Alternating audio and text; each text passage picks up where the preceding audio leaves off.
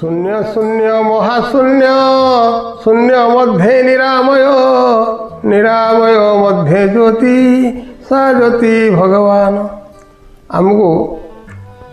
किसी वेद शास्त्र गीता भागवत या तर्जमा कले प्रकृत अर्थ गुड़ा जापर जो संसार सब चलती अंधविश्वास कुसंस्कार चलती संसार ताकू जानापी गुरु मार्गी हवा पड़ो गुरु धरले से तत्व बुझेदेवे तत्व जानिले तुटे भ्रांति भव सागर तर जाती तत्व जान प्रकृत आम जो जदि कहवा आम जो झगड़ा लगी गाई मारिदेले से हाणीदेले काटिदेले यहाँ को आम अवश्य आम गोमाता को आम विरोध करूँ कारण आम से जन जीव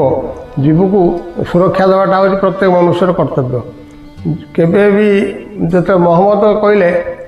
तुम्हें मांस खाओ ना मुसलमान कहले मांस खाओ ना सी कहले आम तो मांस छाड़ी पारूनी आ मुसलमान धर्म नमु केमी तेणु कहले गोटे काम कर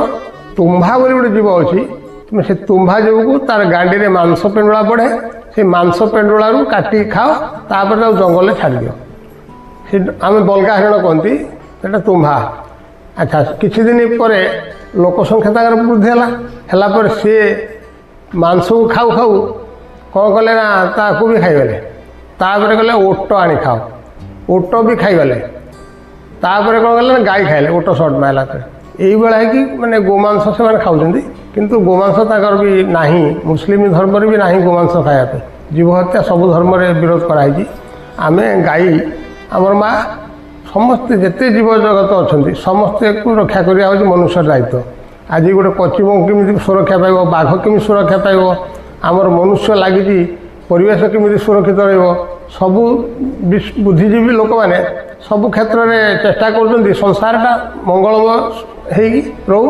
समस्ते सबू जीव आनंद विहरण करूँ कहीं कहारी आक्रमण करा अत्याचार करवा ता नियम नुहे आम गोटे कह गाई गाई बोली आम माँ बोली कहले किंतु ताकू कौन कले तार जो पिलाटी जन्म है ता बाछुरीटा को क्षीर ताकू दुई देले दुई कौन कले आम मंदिर को देले कि खाइले से अलग कथा आम कौन कर कुकुरटे बांध देकी दौरान कि देखा ता बाछुर छुआ तार उपास सेठी कबीर कही गाओ दुखे कुत्ता पाले बाछुर भूखा साला को उत्तम खाना खिलाए बापन पाए रुखा घर का बहुरी पीरती न पाए चित्त चोराए दासी धन्य कलिजुग तेरे तमाशा दुख लगे देखी आसी एथुर आम कौन बुझे गोटे गाई रखिक आम कौन कले दुई नाई कुकुर को देले क्षीर तेणुक आमर बुझाणा सब बहुत मार्ग भूल अच्छी आउ तो समाधान करहबनी तथापि आम जो गाई पाई जो झगड़ा गाई प्रकृतर गाई गोमाता किए वेद कौन कही वेद कहला गोमाता चतुष्पाद तमें गोमाता चतुष्पाद गाई हूँ चतुष्पाद हाँ गाई तो चतुष्पाद किसी असुविधा नहीं किंतु से गाई नुहे गोमाता केतटा पाद चारि पाद कौन लक्षण जाग्रत स्वप्न सुसुप्ति तुरिया तार जाग्रत स्वप्न सुसुप्ति तुरिया चारिपादर चार्टा लक्षण किछि समय जाग्रत रहे किछि समय स्वप्न किछि समय जाग्रत स्वप्न सुसुप्ति एटा हूँ गाढ़ निद्रा आ गोटे तुरिया किछि समय समाधि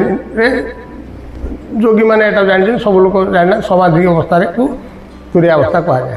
जाग्रत स्वप्न सुसुप्ति तुरिया है आत्मार हूँ चारि अवस्था आत्मा ही भोग करे तार जो गो माता कौन गो अर्थ इंद्रिय इंद्रिय मानकर माता हूँ आत्मा आत्मार चारिटा अवस्था किसी समय जाग्रत रहे किसी समय स्वप्न देखे किसी समय गाढ़ निद्रा शोई जाए किसी समय जोग मार्ग से समाधि आड़ को गति करे बहु गहन पाठ तो सब लोग बुझीपारे मु कहया कथा आम जी प्रकृतर गोसेवक गोमाता रक्षाकारी आम गोटे बलद ताको कौन पिटुना मारूना षंडटा पिटुना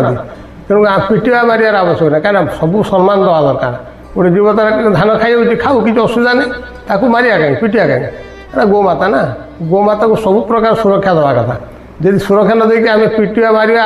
आन्न बेले आम पूजा करिया सी कौन आशीर्वाद दिने पिटिया दिने पूजा करिया यहाँ हूँ नियम नुहे जीवरे जार दया ना उद्धव चंडालटी सही जदि जीव प्रति दया अच्छी ଜୀବକୁ ସବୁବେଳେ ସମ୍ମାନ ଦିଅ ଆଉ ଜୀବ ହିଁ ଈଶ୍ୱର ବୋଲି ଭାବ। ଜୀବ ଭଗବାନ କି ଜୟ, ଜୀବ ଭଗବାନ କି ଜୟ, ଜୀବ ଭଗବାନ କି ଜୟ।